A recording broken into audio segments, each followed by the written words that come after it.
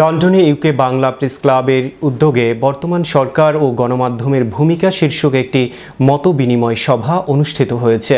Press club সভাপতি রেজা আহমেদ ফয়সাল চৌধুরীর সভাপতিত্বে সভায় প্রধান অতিথি ছিলেন বাংলাদেশ টেলিভিশন এডিটর্স কাউন্সিলের সদস্য সচিব ও সময় টিভির সিইও জুবায়ের বাবু। অনুষ্ঠানটি সঞ্চালনা করেন সাধারণ সম্পাদক আরিফ মাহফুজ। এ নিয়ে আরও বিস্তারিত থাকছে ডেস্ক রিপোর্টে। লন্ডনে ইউকে বাংলা প্রেস ক্লাবের উদ্যোগে বর্তমান সরকার ও গণমাধ্যমের ভূমিকা শীর্ষক একটি মতবিনিময় সভা অনুষ্ঠিত হয়েছে। প্রেস ক্লাব সভাপতি রেজা আহমেদ ফয়সাল চৌধুরীর সভাপতিত্বে সভায় প্রধান অতিথি ছিলেন বাংলাদেশ টেলিভিশন এডিটর্স কাউন্সিলের সদস্য সচিব ও সময় টিভি সিইও জুবায়ের বাবু। অনুষ্ঠানটি সঞ্চালনা করেন সাধারণ সম্পাদক আরিফ মাহফুজ। অনুষ্ঠানে প্রধান অতিথি জুবায়ের বাবু বিএনপি সরকারের ১০০ দিনের সময়কালে গণমাধ্যমের প্রতি সরকারের অবস্থান ও রাষ্ট্রের গণমাধ্যমের ভূমিকা তুলে ধরেন। তিনি বলেন, গণমাধ্যম হবে স্বাধীন ও নিরপেক্ষ, যাতে সরকারের কোনো হস্তক্ষেপ কিংবা নিয়ন্ত্রণ থাকবে না। গণমাধ্যম স্বাধীনভাবে সংবাদ পরিবেশন করবে। বিএনপি সরকার রাষ্ট্র পরিচালনার দায়িত্ব নেওয়ার পর গণমাধ্যম মুক্তভাবে সংবাদ পরিবেশন করছে। সরকার গণমাধ্যম নিয়ন্ত্রণের কোনো চেষ্টা করেনি। এ সরকারের আমলে ভবিষ্যতেও গণমাধ্যম স্বাধীন থাকবে। বিএনপির ৩১ দফা অনুযায়ী একটি গণমাধ্যম কমিশন গঠনের উপর গুরুত্ব আরোপ করেন বাংলাদেশ টেলিভিশন এডিটর্স কাউন্সিলের সদস্য সচিব ও সময় টিভির প্রধান নির্বাহী কর্মকর্তা জুবায়ের বাবু।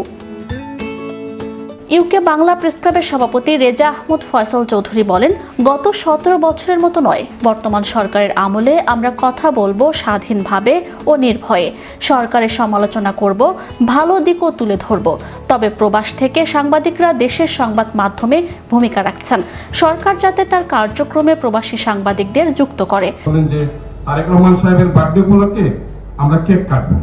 আমি বললাম, আপনার কি মাথা খারাপ?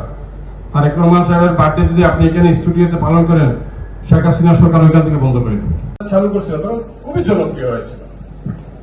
যেভাবে হয়েছিলেন ওইটার বিজ্ঞাপনের জনক, আর উনি ছিলেন ওই টিফিন রেস্টুরেন্টের কি বিক্রি করতেন, বিরিয়ানি।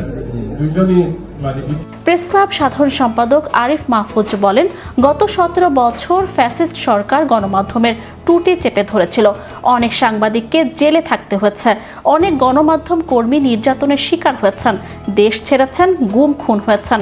বিএনপি সরকারের সময় আমরা পূর্বের ধারাবাহিকতা দেখতে চাই না, নতুন সূচনা দেখতে চাই। গণমাধ্যম হবে স্বাধীন, গণমাধ্যম থাকবে মুক্ত। সরকারের গত ১০০ দিনে গণমাধ্যমের প্রতি সরকারের ভূমিকা সত্যি প্রশংসনীয়। এখানে কিন্তু অভিযান করার কোনো স্থান নাই, কিন্তু আমরা দেখতে পাচ্ছি যে বাংলাদেশের অনেক গণমাধ্যম কিন্তু এই কাজটি করে যাচ্ছে এবং এই কাজটি করে, প্রায়শই করে। সুতরাং সেই ক্ষেত্রে বাংলাদেশে একটি মিডিয়া কমিশন তৈরি করা অত্যন্ত জরুরি হয়ে পড়ছে। ২ নম্বর হচ্ছে যে আমরা আরেকটি জিনিস দেখেছি যে গণমাধ্যমকে অনেক ব্যবসায়ীরা লাঠিয়ার হিসেবে ব্যবহার করে, যে তাদের লাঠি। সুতরাং তাদের ব্যবসা বাণিজ্য বিভিন্ন কিছু রক্ষা করার জন্য এই গণমাধ্যমকে তারা ব্যবহার করছে। সুতরাং এই জায়গাটা থেকে আমাদেরকে বেরিয়ে আসতে হবে। গণমাধ্যম পরিচালিত হতে হবে গণমাধ্যমের ব্যক্তি দ্বারা, কোন ব্যবসায়ীদের দ্বারা। সুতরাং এই জায়গাটিতে আমাদেরকে কাজ করতে হবে, সরকারকে কাজ করতে হবে এবং সরকারের সাথে আমাদের কাজ করতে হবে।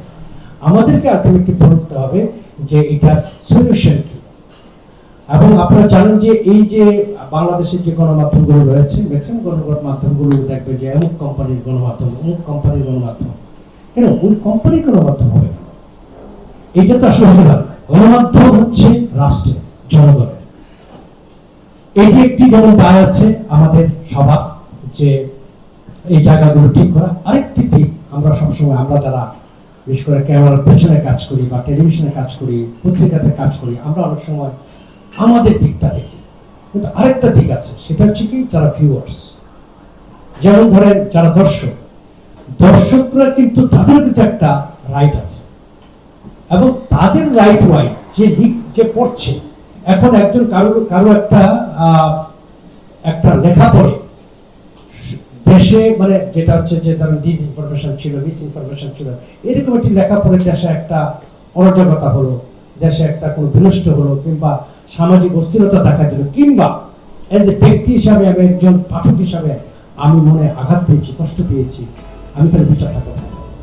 অনুষ্ঠানে উপস্থিত থেকে বক্তব্য রাখেন ইউকে বাংলা প্রেস ক্লাবের যুগ্ম সাধারণ সম্পাদক তানভীর হাসান, নাসিমা কুইন, ট্রেজারার মাহবুবুল করিম সুয়েদ, সাংগঠনিক সম্পাদক শামসুর সুমেল সহ প্রেস ক্লাবের সদস্যবৃন্দ।